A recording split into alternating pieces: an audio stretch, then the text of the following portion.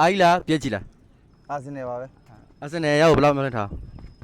50 50ပေါ့ဒါပေမဲ့တေးကြတာတစ်ခုကတော့အာဆင်နယ်အားပေးမှာဟိုအာဆင်နယ်ရရင်ဘူပြောမှာပါ ဘာဖန်လဲ ဘယ်ရင်တော့မဟုတ်ဘူးအာဆင်နယ်ကစားပုံကြိုက်တော့အာဆင်နယ်ကိုပဲအားပေးဖြစ်တယ် โอเคအာဆင်နယ်ပဲအားပြည့်ကြည့်လား အား အားရမတေးကြရော နေကြတယ် ဘာဖန်လဲမသိဘူး အားပါ โอเค iPhone ဟိုဒီလေအားပြည့်ကြည့်လား အားကြီးပေါ့ ဘာဖန်လဲမသိဘူး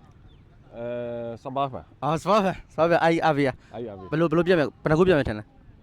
လူဝဲ โอเคအားကိုအားလားပြည့်ကြည့်လား ကျွန်တော်ကတော့အာယူပါ ဘာဖန်လဲကို အာယူဖန်ပဲ အားပဲဘယ်နှခုပြတ်မယ်ထင်တော့ ကိုတော့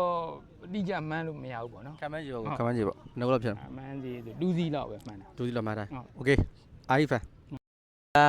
အာဆင်နယ်လား အာကြီး အားဘာလို့အားလဲအားနိုင်မယ်လို့ဘယ်လောက်ညွှန်လိုက်ထားလဲ 100% ဟာတေချာရော တေးကြ ဗလားနှလုံးယူမှာပေါ့တေချာရောโอเคဒါအားဖန်စစ်စစ်ပါ အာကြီးပြန်မဟုတ်ဘူး ဟောအားရမှာတေချာ အာကြီးရမတေးကြ โอเคဘာဖန်နော်ချက်စီးပန်အားရမှာတေချာ အာကြီးရမတေးကြ